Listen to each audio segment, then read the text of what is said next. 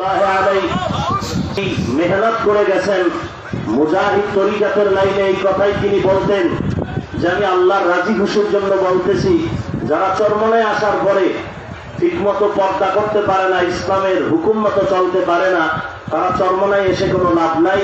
তারা মুরিদে দাবি করবেন, আমি তাদেরকে মুরিদ বলে স্বীকার করি না। রাজনৈতিক ময়দানে তিনি বলতেন আমি রাজনীতি করি ইবাদত হিসাবে, আর ইবাদত হবে আল্লাহর রাজি ও খুশি অনুযায়ী।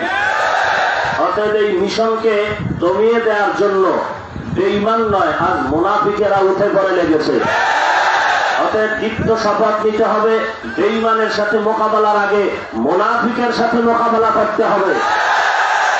সেই ক্ষেত্রে আমাদের সর্বশক্তি দিয়ে দুহাত উঁচু করে এই চরমনায়ের হকের পতাকা উড্ডীন করার জন্য সামনে এগিয়ে যেতে হবে। আমি প্রস্তুত, আপনারা প্রস্তুত আছেন কিনা? যদি মুনাফিকদের মোকাবেলায় কোনো এক সময় হাত না থাকে, দীপ্ত শপথ নিতে হবে আমরা পা দিয়ে হলেও আমরা এই পতাকা ধরে সামনের দিকে এগিয়ে যাব। যদি কখনো পাও চলে যায়, আমরা দাঁত দিয়ে কামড়িয়ে ধরেও আমরা এই পতাকা নিয়ে, হকের ঝান্ডা নিয়ে সামনে আগাবো ইনশাআল্লাহ।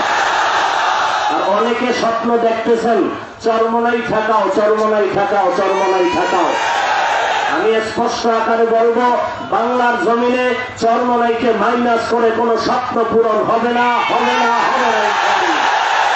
আল্লাহ আমাদের সবাইকে হকের ঝান্ডা নিয়ে চলার তৌফিক দান করুন। আসসালামু আলাইকুম ওয়া রাহমাতুল্লাহি ওয়া বারাকাতুহু।